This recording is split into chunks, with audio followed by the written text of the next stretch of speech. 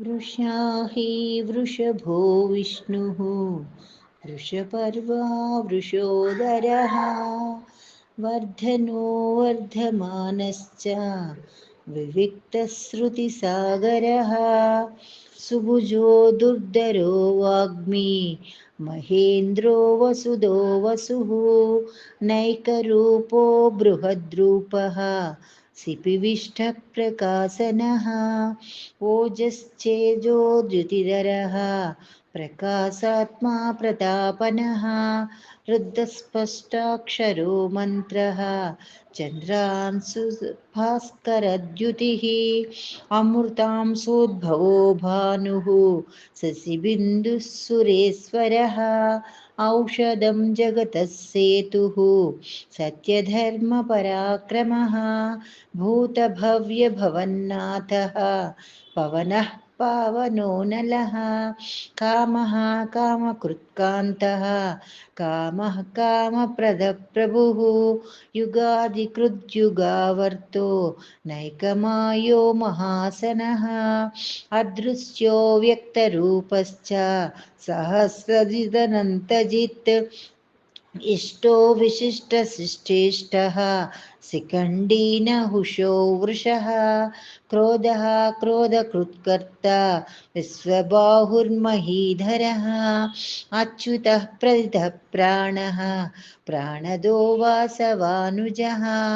अपारं निधिरधिष्ठानमप्रमत्तः प्रतिष्ठितः स्कन्दस्कन्दधरो धुर्यो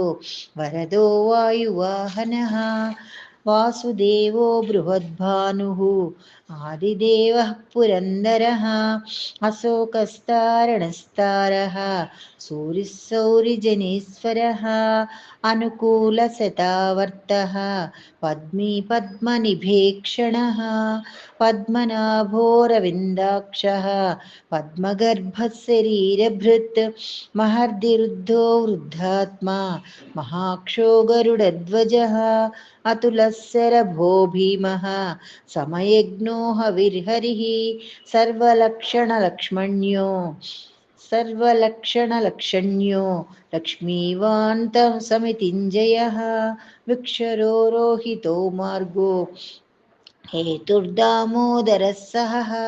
महीधरो महाभागो वेगवानमितासनः उद्भवक्षो गुणो देवः श्रीगर्भः परमेश्वरः करणं कारणं कर्ता विकर्ता गुहनो गुहः व्यवसायो व्यवस्थानः संस्थानस्थानदो ध्रुवः परर्धि परमस्पष्टः तुष्टपुष्टसुभीक्षणः रामो विरामो विरजो मार्गो नेयो नयो नयः वीरशक्तिमतां श्रेष्ठो धर्मो धर्मविदुत्तमः वैकुण्ठः पुरुषः प्राणः प्राणदः प्रणवपृदुः हिरण्यगर्भशत्रुघ्नो व्याप्तो वायुरधोक्षजः ऋतुः सुदर्शनः कालः परमेष्टि परिग्रहः उग्रः संवत्सरो दक्षो विश्रामो विश्वदक्षिणः विस्तारस्तावरस्ताणुः प्रमाणं बीजमव्ययम्